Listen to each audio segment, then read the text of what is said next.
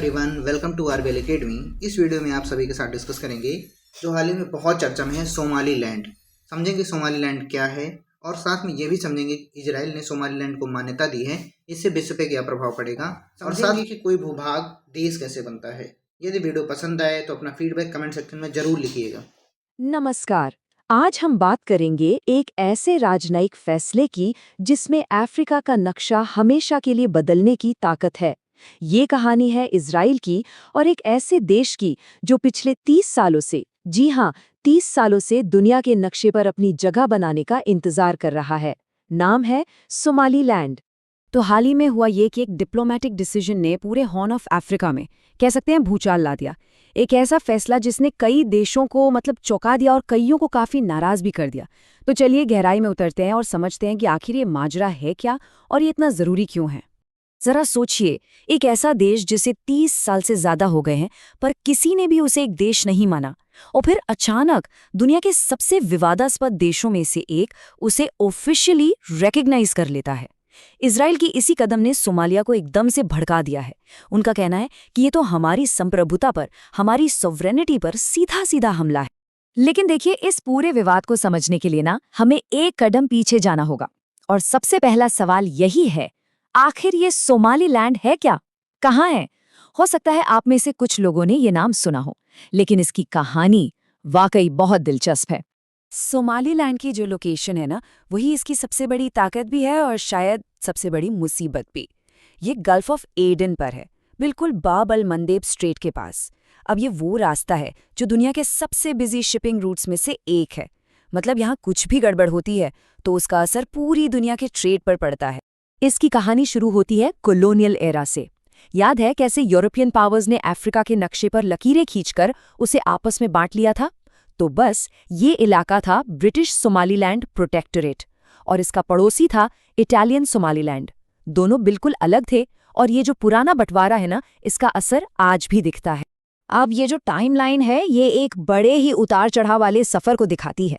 1960 में एक greater Somalia बनाने का सपना था, दोनों हिस्से साथ आ गए, लेकिन ये सपना ज्यादा दिन चला नहीं।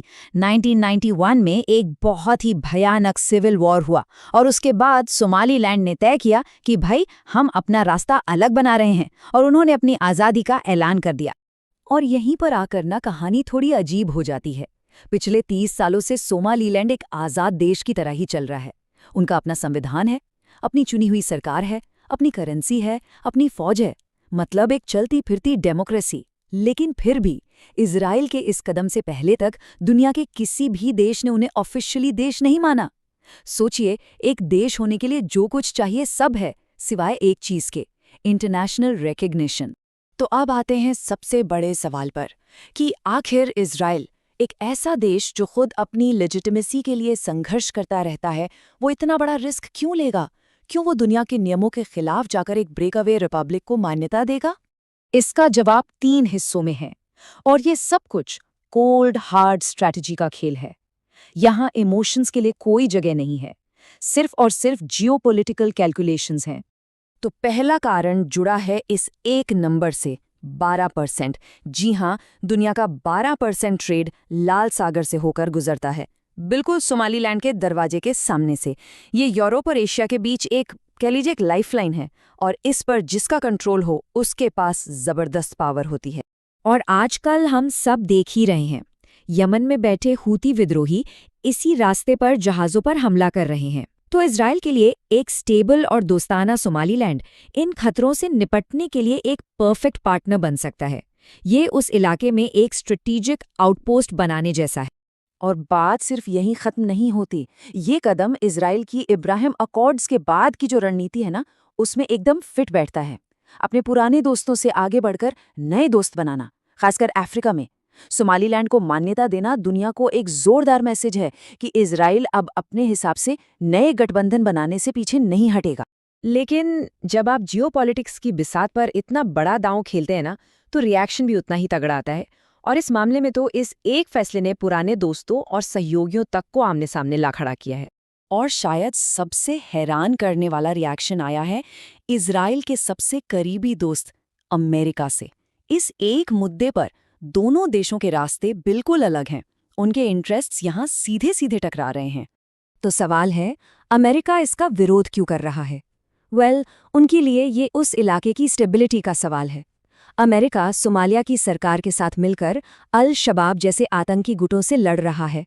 उन्हें डर है कि सोमालीलैंड को मान्यता देने से ये जो नाजुक सा बैलेंस बना हुआ है वो बिगड़ सकता है और दुनिया भर में दूसरे अलगाववादी आंदोलनों को हवा मिल सकती है, जो एक खतरनाक मिसाल होगी। और ये सिर्फ अमेरिका की बात नहीं है, खुद सोमालिया ने इसकी कड़ी निंदा की है। अफ्रीकी संघ ने भी चेतावनी दी है कि भाई इससे तो पूरे अफ्रीका में पुराने बॉर्डर विवाद फिर से खुल जाएंगे। और अल शबाब जैसे आतंकी गुटों ने भी बदले में हमला करने की धमकी दे डाली है। तो ये सब हमें एक बहुत ही ज़रूरी और कानूनी सवाल पर ले आता है। ठीक है, इजराइल ने तो सोमालीलैंड को मान्यता दे दी, पर क्या सिर्फ एक देश के मान्यता देने से कोई जगह दुनिया की नज़र में वाकई एक देश बन जाती है? देखिए, इंटरनेशनल लॉ में एक तरह की चेकलिस्ट होती है जिसे मॉन्टेविडियो कन्वेंशन कहते हैं। इसमें 4 शर्तें हैं। क्या एक तय इलाका है? हाँ, है। क्या वहाँ स्थायी आबादी है? बिल्कुल है। क्या एक असरदार सरकार है? जी हाँ, वो भी है। लेकिन चौथी शर्त, क्या दूसरे देशों के साथ संबंध बनाने की क्षमता है? यही आकर मामला अटक जाता है, क्योंकि अब तक तो दुनिया के बाकी देशों ने उनसे बात करने से ही मना किया हुआ है। और आखिर में किसी भी देश के लिए सबसे बड़ी पहचान होती है यूएन की सदस्यता। और यूएन में सीट पाने के लिए आपको सिक्योरिटी काउंसिल से हरी झंडी चाहिए। अब जहां अमेरिका, चीन या रूस जैसे देश वीटो कर सकते हैं, वहां सोमालीलैंड के लिए ये दरवाज़ा फिलहाल तो मजबूती से बंद ही लगता है। तो कुल मिलाकर बात यह है कि इजराइल की मान्यता सोमालीलैंड के लिए एक बहुत बड़ी सिंबॉलिक जीत है, एक मॉरल विक्ट्री है। लेकिन दुनिया के मंच पर एक मुकम्मल देश के तौर पर पहचान बनाने की कानूनी लड़ाई वो अभी भी बहुत लंबी और मुश्किल है। तो आखिर में सवाल यही बचता है, क्या इजराइल का ये कदम बस एक अकेली कूटनीतिक चाल है, या फिर हम अफ्रीका में सीमाओं के फिर से खींचे जाने की एक नई और शायद खतरनाक शुरुआत देख रहे हैं? इसका जवाब तो सिर्फ वक्त ही देगा। लेकिन एक बात तय है, हॉर्न ऑफ अफ्रीका में जियोपॉलिटिक्स का खेल अब हमेशा के लिए बदल चुका। दोस्तों, मैं उम्मीद करता हूँ आप सभी के सभी पॉइंट क्रिस्टल क्लियर हो गए होंगे। आप सभी इजराइल की इस नीति के बारे में क्या सोचते हैं, कमेंट सेक्शन में ज़रूर लिखिएगा। यदि आप सभी को वीडियो पसंद आई है तो चैनल को सब्सक्राइब जरूर करिएगा। आप सभी को ऐसी इंटरेस्टिंग वीडियोज़ लगातार मिलती रहेंगी। वीडियो देखने के लिए आप सभी का बहुत बहुत धन्यवाद। मिलते हैं नेक्स्ट वीडियो में। जय हिंद दोस्तों।